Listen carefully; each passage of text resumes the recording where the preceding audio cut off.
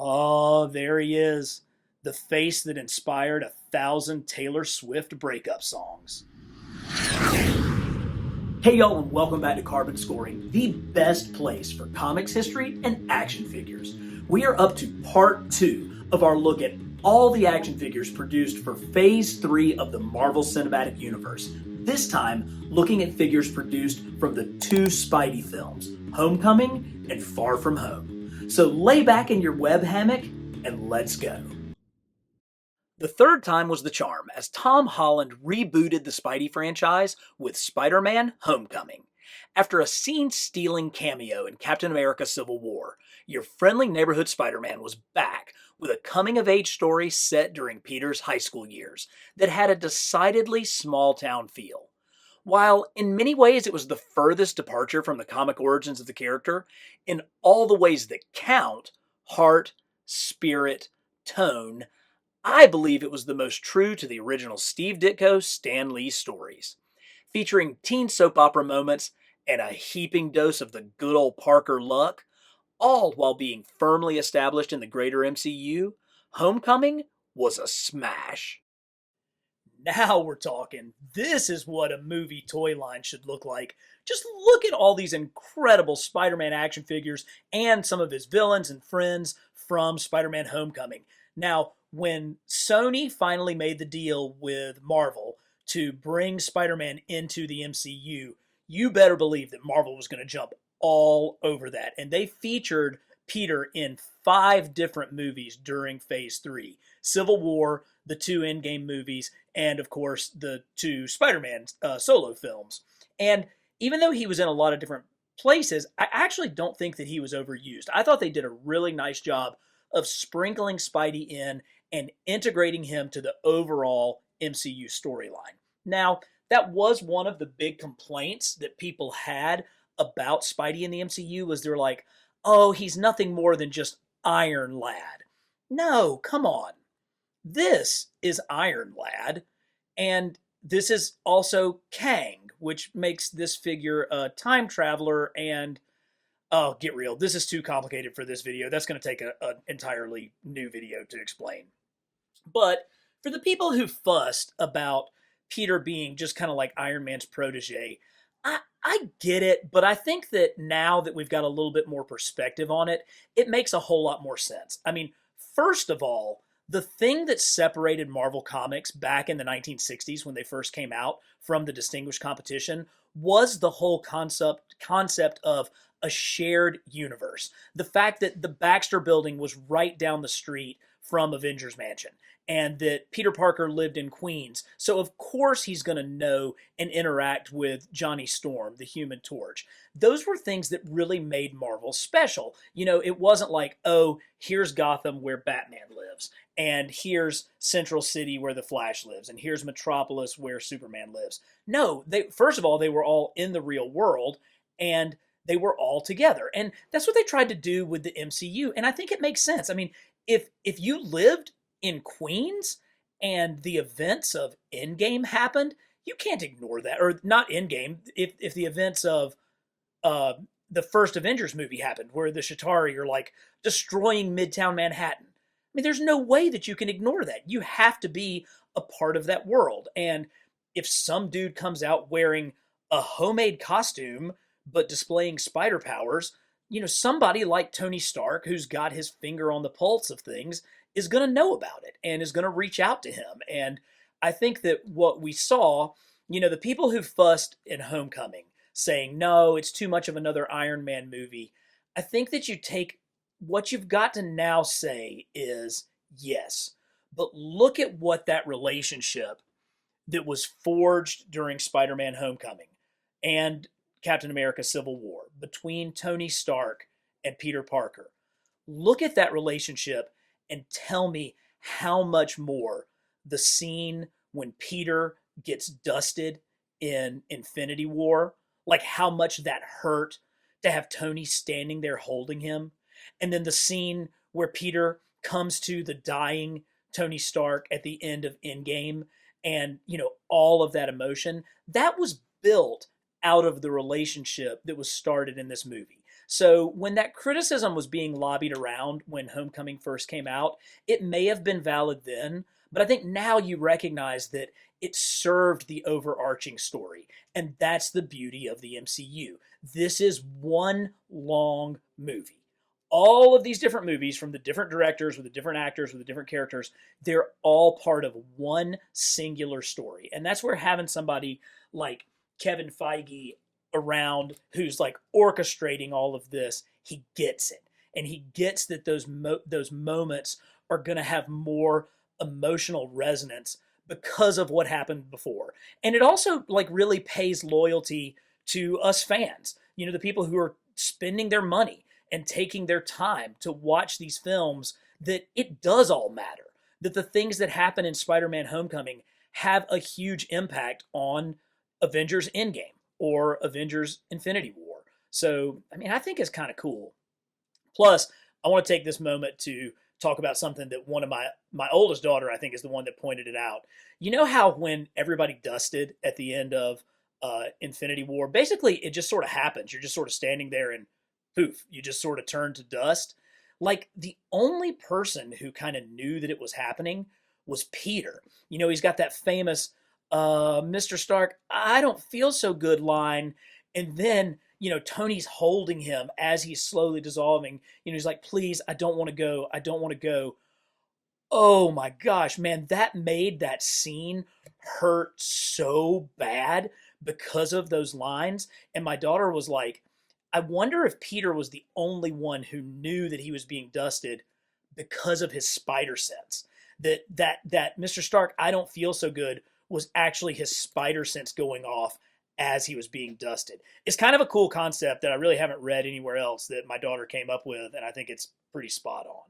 But you can see me sitting here playing with some of these import figures that came out for the film. Dang, these things are good. I mean, you know, we got a great line of Marvel Legends, but the articulation and the sculpting on these SH Figuarts and Mafex figures are just absolutely through the roof. Let's take a look at some of the individual figures that came out from the movie and talk about kind of, you know, what they mean and how they work together. Actually, let's back up one. Let's go back and look at the Spider-Man figure that came out for the Civil War 3-pack with Captain America and Iron Man. So this was, you know, Peter's first real appearance in the MCU. I'm not sure if this was the first MCU figure that we got of Peter. I think we may have gotten the Homecoming figures before this 3-pack. I truly just don't remember. But as I was looking at this figure, I realized there are some differences between this one and the ones that we got in Homecoming. First, those are very, very John Romita-esque eyes, whereas a lot of the eyes on the Homecoming suits are much more Ditko in style. But let's compare the two Marvel Legends figures. So here is the Civil War figure, and here is the base figure from Marvel Legends for Spider-Man Homecoming. So they definitely have different head sculpts. I mean, that goes without saying. They actually have different sculpts all the way around. These are different frames, different bodies. But from a design standpoint, from a costume standpoint, those spiders are different. You know, this is that kind of tech spider that comes alive during the movie. This is almost just like, you know, a costume design spider. Plus, look at the spiders on the back. Very, very different. Now, I would argue both of these are Ditko-esque Spideys on the back. This one maybe a little bit later Ditko, maybe this one a little bit earlier Ditko with the thinner legs. But you can see the difference between these two figures. Obviously, the blue coloration is different, but there's more to it. So cool that we got a more representative Civil War to go along with our Homecoming Spidey. Now, one of the things that I loved about Homecoming was the fact that it did play to the fact that Peter is special without Tony Stark. You know, he made these goggles that are on this figure. He made his suit. He made his web shooters. You know, that was something that the Tobey Maguire movie didn't have, that the Andrew Garfield and the Tom Holland movies did. That Peter and his intellect are a superpower along with everything that he got from the radioactive spider. Now, you can see what a difference this Marvel Legends figure has. I don't like the fact that that the shoulders don't extend over the way that they do on this one. That's a much better design. This is just overall a better figure. I mean, it just the articulation, you know, everything is clearly superior on this. But hey, why stop with 6 inches when you can go 12 with the Hot Toys version?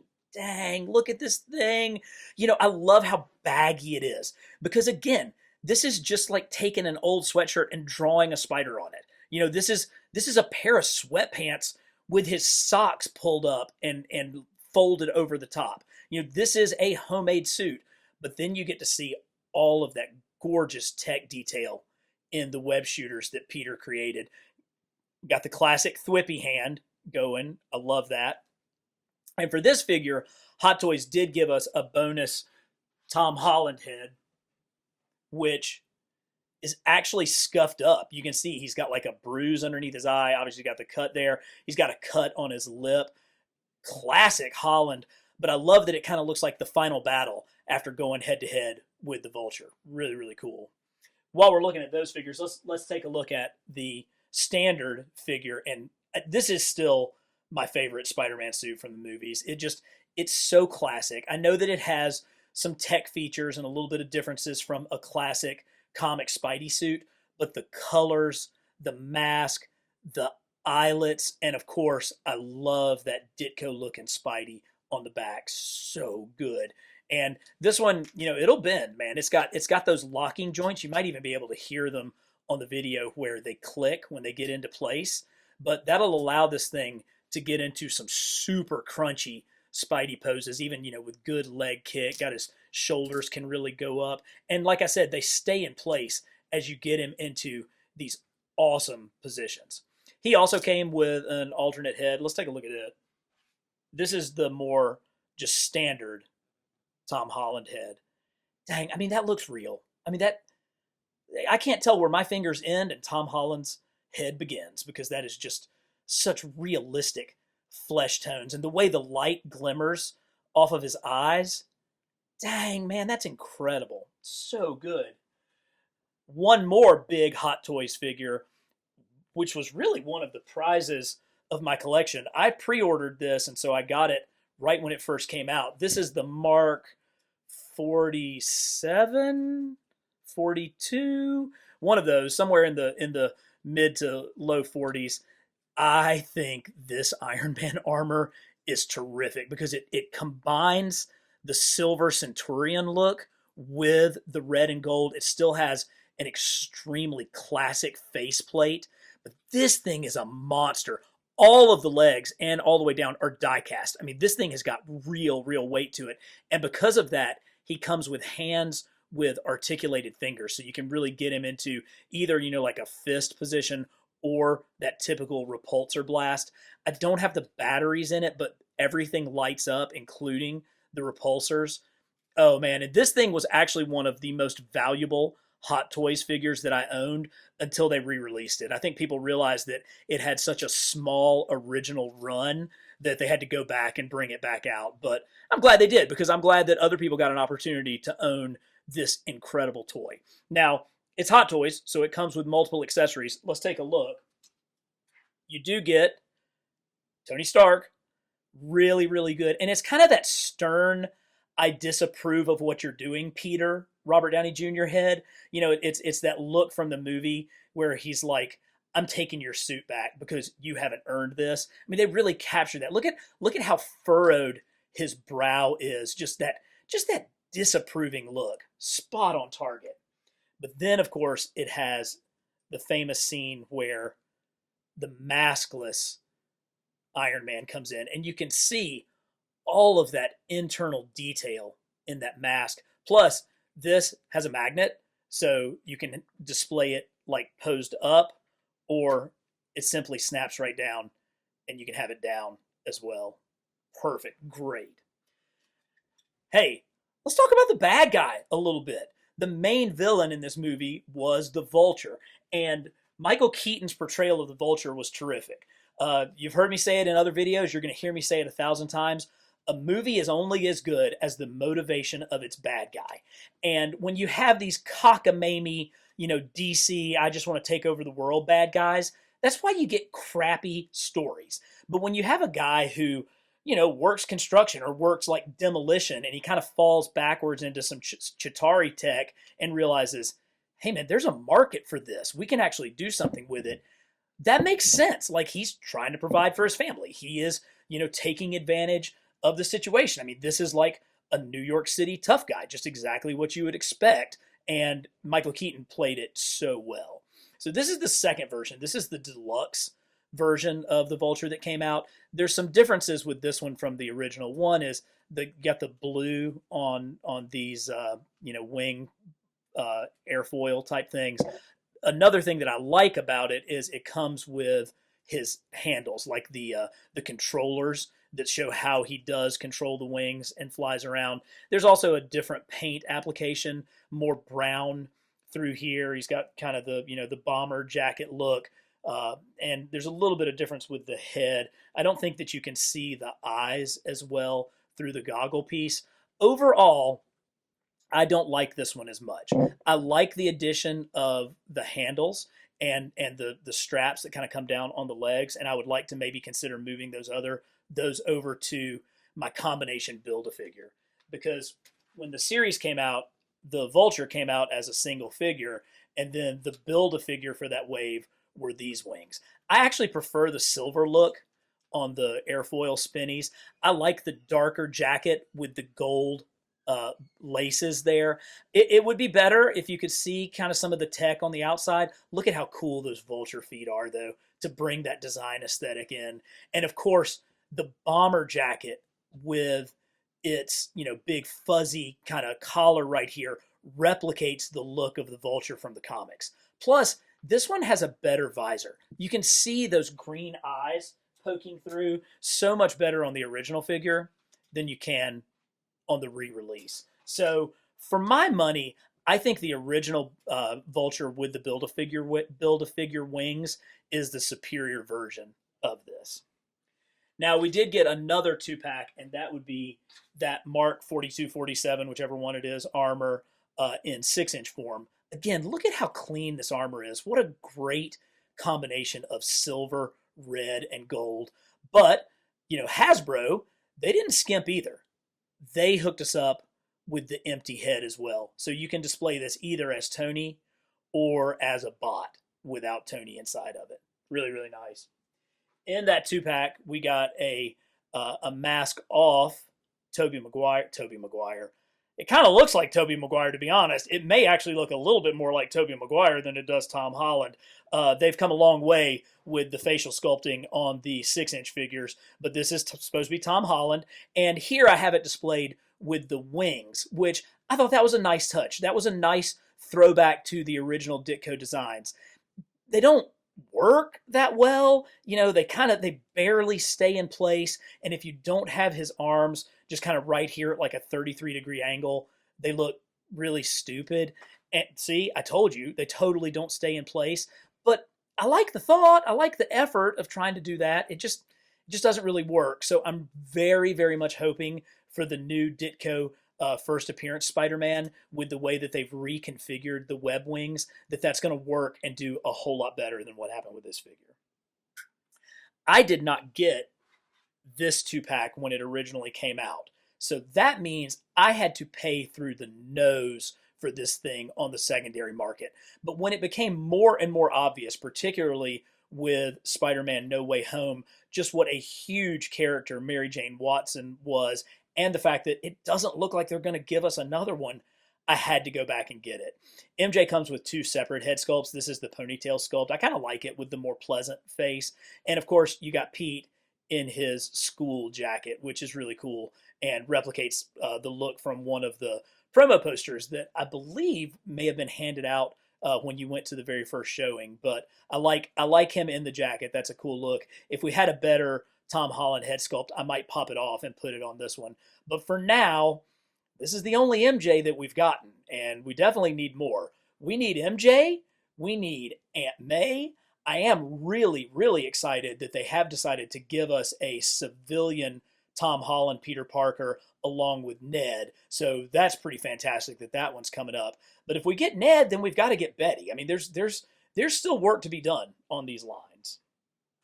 Now, coming to some of the final figures, we've sat there and played with these as we've gone through this video, but this is the 7-inch Marvel Select, Diamond Select figure. A little bit lanky. His torso is like a little bit long. I think it's a little bit out of proportion, but really, really clean sculpting. Tons of detail. You get the double lines of his webs going down the chest. That's pretty nice. And then this combination of Mafex, not Mafex, Mezco, the Mezco 112 cloth costumed figure. Love that. I love all the detail that they got into that. And they didn't really like Mezco it up. It actually is very, very accurate to the movie. And then the SH Figure Arts and the Mafex. And you guys know that I screw this crap up all the time. I don't remember which one's which. Just tell me in the comments below which one is which. I think I like this one the best. I think this is the best of the Spidey Homecoming figures. Just look at that color. Look at what you can do with this articulation, getting this thing into unbelievable poses. If you're somebody who loves taking photographs of your action figures, you would do well to track this one down because you're going to be able to do just about anything with it. Serving as the final film in Phase 3, and as a catch-your-breath moment after the momentous events of Avengers Endgame, Spider-Man Far From Home sees our wall crawler challenged by competing love interests for MJ and earth-shattering threats alongside and eventually against Mysterio as he gallivants across Europe. It's the classic coming-of-age road trip, as long as you include super spies, molten lava monsters, and murder bots. As glorious as the action pieces were, it was the smaller, more human moments that made Far From Home an instant classic. Spider-Man Far From Home catches a bunch of grief as being maybe the worst of the 3 Tom Holland Spider-Man movies. And look, I get it. I mean, there's only 3. Something technically has to be the worst. But that really doesn't give this movie the credit that it's due. I actually think even though you've got this far-off setting, trampsing around Europe, I think it's one of the most comic booky, most Spider-Man comic booky of the movies that we've gotten. And I'll tell you why. You know, all Peter wants to do, he doesn't want to give up being Spider-Man. He's not looking to quit and get away from his great power and great responsibility. He just wants to take a break for a minute. I mean, you've got to realize what this movie is coming after. It's coming after all of the crazy drama of Endgame. This movie was the coda, the final film of Phase 3. He just wants a breather. He wants to go hang out with his friends. He wants to go on his school field trip. And he wants to tell the girl that he likes her.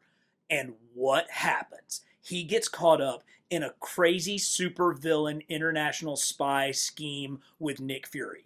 Now, you can't tell me that's not the most comic booky thing that could possibly happen to Peter Parker, right? I mean, it just makes sense. And again, the beauty of Marvel Comics and the beauty of the MCU is this is one shared universe, and that all of these stories are going to mix and blend together, and that what happens in one film is going to have consequences across the others. And so I think that actually really works. Plus, I can distinctly remember being in the theater and sitting again with my daughter, who we were just talking about during the last figures, leaning over to her about an hour through the movie and saying, I don't care if Spider-Man even appears in this film. I loved all of the high school crazy just drama.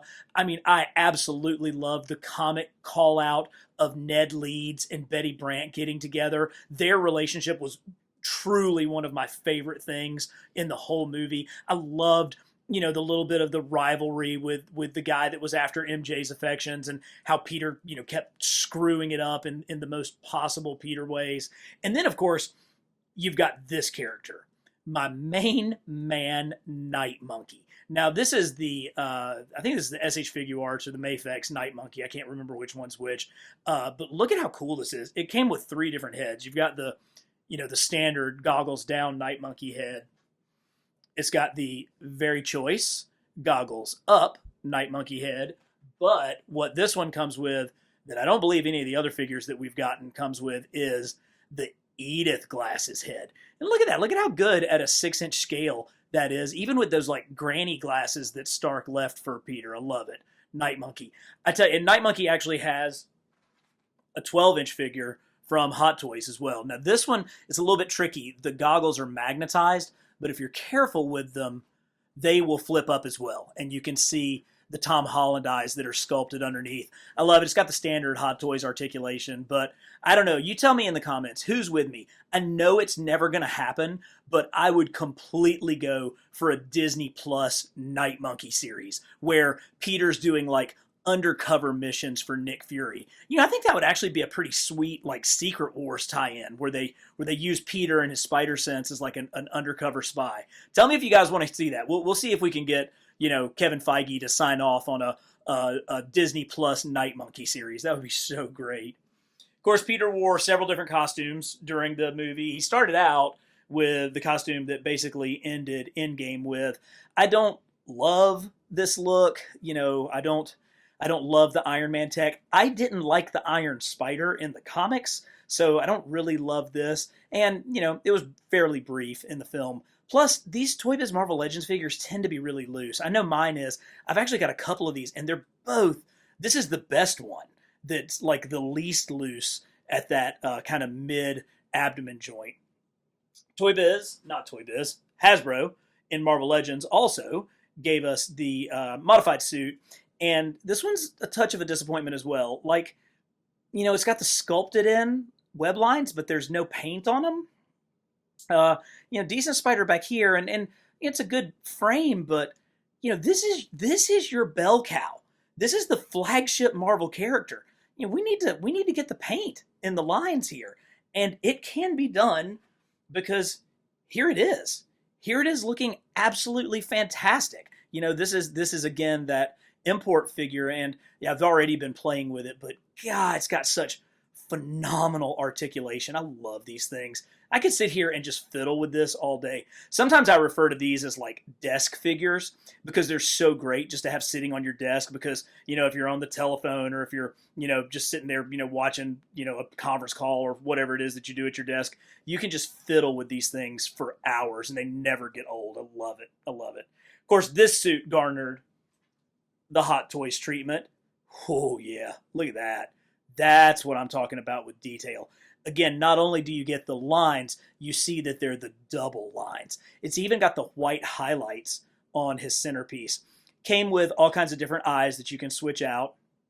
Got the great modern white Spidey on the back. This is kind of a modern costume slash throwback costume at the same time. It's got more of the tech elements, but it's still very much a classic look for Spidey. And I think the red and black is meant to harken back to Spidey's first appearance in Amazing Fantasy 15. So that's why I kind of always consider this one a modern throwback costume.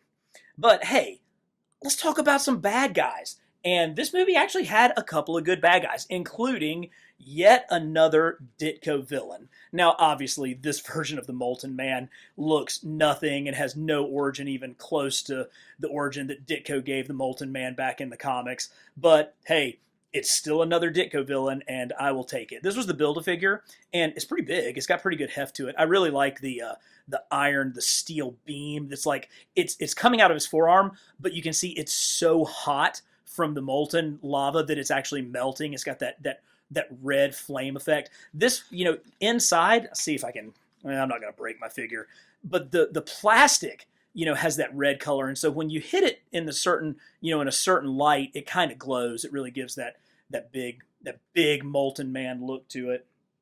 But this movie was very much about Mysterio.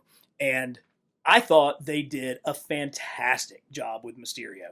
I said it earlier in the video, you gotta have a bad guy with good motivation. And once again, in a connected universe, they were able to tie Mysterio's motivation all the way back to the very first MCU movie with Iron Man 1, where one of his henchmen was the guy that got yelled at by Obadiah Stane. That's the kind of continuity connections that really make me love the MCU and appreciate all of the writing and editing and everything that goes with it. Now, they could have done Mysterio a lot of ways. What they did was they went straight Ditko. He's got those Ditko armbands. Of course, the big, globe head just works perfectly. The green, purple, and gold. I love it. And even look at some of the paint detail on the back of his cape. And this is, a retail figure. I mean, this is one that you get for $20 at Walmart, and they still took their time to really give it all that oomph. But nothing can compare to what they're able to accomplish with the Hot Toys Mysterio. Oh, there he is, the face that inspired 1,000 Taylor Swift breakup songs. Yep, that's Jake Gyllenhaal in his Mysterio costume. And let me tell you, this thing is gorgeous. Just look at all of the detail that went into this. Of course, it comes with multiple hands and all that. Look at the cape, though. It's got the detail like on the inside and on the outside, and it flows. It's got a nice fold to it so that it really flows. But as much as we all love good old Jake Gyllenhaal, we really came here for Mysterio. And this does not disappoint. Look at that. It's got a light up feature inside the globe so that that smoky mask turns this great like blue color. You can see it reflecting off of my hand. So awesome. I do. I love this Mysterio. And hey, I'm going to go out on a limb and say I love Spider-Man Far From Home. I thought it had just the right touches of teenage melodrama. I thought it had great action pieces, and I thought it integrated perfectly into the MCU. And that surprise at the end made it all worth it. You're not finished. You still got to watch all these videos to get caught up on all the figures made from the MCU. Then hit like and subscribe to the channel that gives you the best in comics history and action figures, Carbon Scoring.